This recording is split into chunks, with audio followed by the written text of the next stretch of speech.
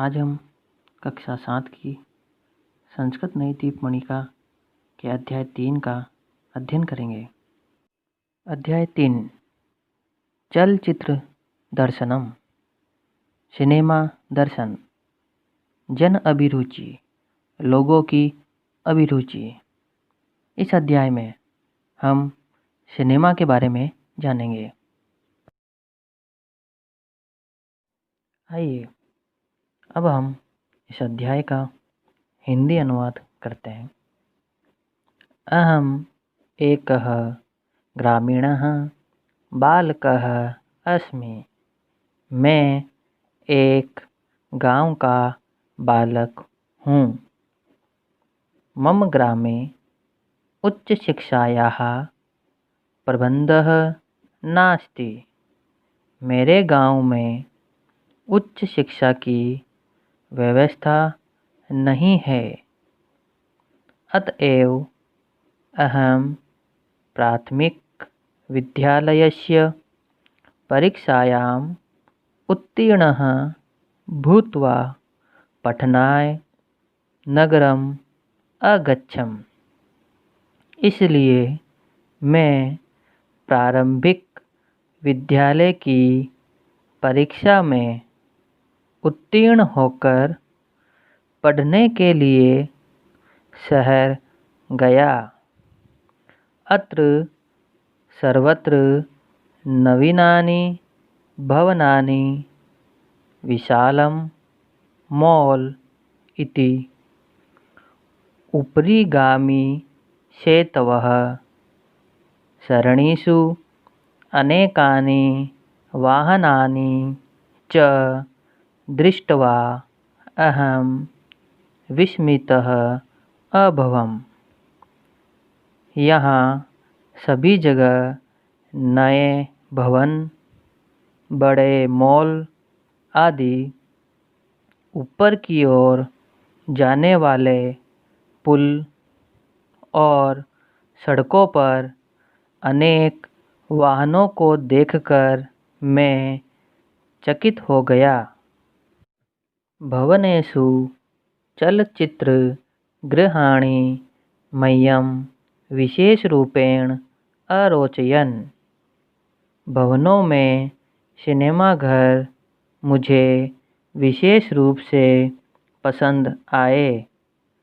तेषाम् उपरि टङ्कितानि चलचित्र दृश्याणां चित्राणि माम् आकर्षयन्ति स्म।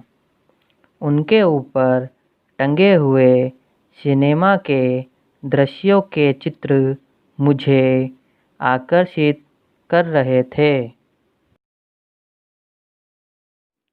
एकदा अहं चलचित्रं द्रष्टुम् अवाञ्छम्।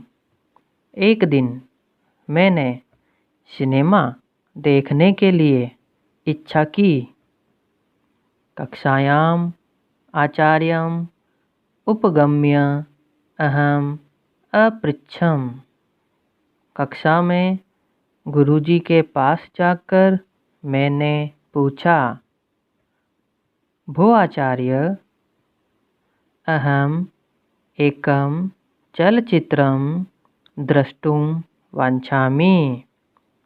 हे गुरुजी, मैं एक सिनेमा देखना चाहता हूँ। कृपया चलचित्रस्य विषये अस्माकं मार्गदर्शनं कुरु। कृपया सिनेमा के बारे में हमारा मार्गदर्शन करें। आचार्यः अवदत्, शृणु छात्राः, चलचित्रं विज्ञानस्य महत्वपूर्णम् आविष्कारम् अस्ति। गुरुजी बोले, सुनो छात्रों, सिनेमा विज्ञान का महत्वपूर्ण आविष्कार है। अस्मिन् वयं दृश्याणि पश्यामः, वार्तालापं च कर्णाभ्यां शृणुम। इसमें हम सब दृश्यों को देखते हैं और बातचीत को कानों से सुनते हैं।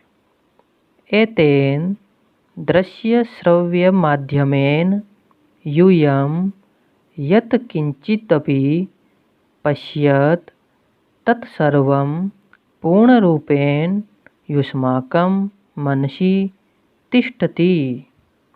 तुम सब जो कुछ भी देखते हो वह सभी पूर्ण रूप से तुम्हारे मन में बैठ जाता है। अहम अपृच्छम। गुरुदेव, चित्रपटे चलचित्रस्य दृश्याणि वयं कथं पश्यामः? मैंने पूछा, हे गुरुजी, पर्दे पर सिनेमा के दृश्यों को हम कैसे देखते हैं? आचार्यः अकथयत्, वयं चित्रक्षेपकयन्त्रस्य सहायतया चलचित्राणि पश्यामः। गुरुजी ने कहा, हम प्रोजेक्टर की सहायता से सिनेमा को देखते हैं। अस्य मूल सिद्धान्तः अस्ति यत् ऊर्जायाः एकस्मात् रूपात् अन्येन प्रकारेण प्रयोगं भवति। इसका मूल सिद्धांत है कि ऊर्जा का एक रूप दूसरे प्रकार से प्रयोग होता है। अयं यंत्रः पूर्वसंकलितानि चित्राणि, विभिन्नवाक्यानि, गीतानि च ध्वनि प्रकाशतरंगैः श्वेतचित्रपटे क्षिपति। यह यंत्र पहले से एकत्र चित्रों, विभिन्न वाक्यों और गीतों को ध्वनि व प्रकाश तरंगों से सफ़ेद पर्दे पर फेंकता है। येन वयं तानि पश्यामः शृणुमः च, जिससे हम सब उनको देखते हैं और सुनते हैं। एका छात्रा अवदत्, भो गुरुदेव, वयं सर्वे अस्मिन् शनिवासरे त्वया सह किमपि चलचित्रं द्रष्टुं वाञ्छामः। एक छात्रा बोली, हे गुरुदेव, हम सब इस शनिवार को आपके साथ कोई भी सिनेमा देखना चाहते हैं। आचार्यः अकथयत्, सुष्ठु, वयं सर्वे एवमेव करिष्यामः। आचार्य ने कहा, ठीक है, हम सभी ऐसा ही करेंगे। शनिवासरे सर्वे छात्राः आचार्येण सह शहीदः भगतसिंह नामकं चलचित्रम् अपश्यन्। शनिवार को सभी छात्रों ने गुरुजी के साथ शहीद भगत सिंह नामक चलचित्र देखा।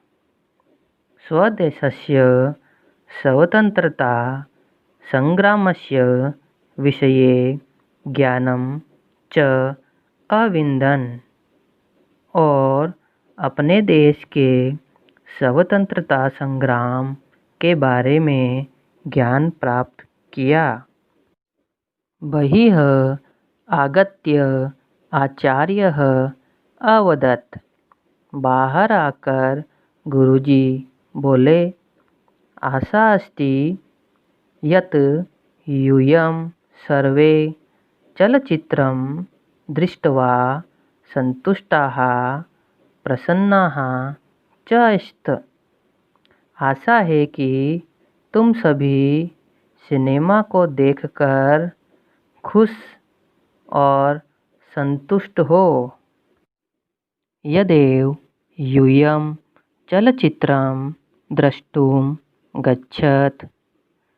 जब भी तुम सब सिनेमा देखने के लिए जाते हो, तर्हि उचितस्य चलचित्रस्य चयनं कुरुत। तो उचित सिनेमा का चयन करो, येन युष्माकं मनोरंजनं ज्ञानवर्धी चापि भवेत्, जिससे तुम्हारा मनोरंजन और ज्ञानवर्धी भी हो। इस प्रकार अध्याय 3 का हिंदी अनुवाद समाप्त होता है।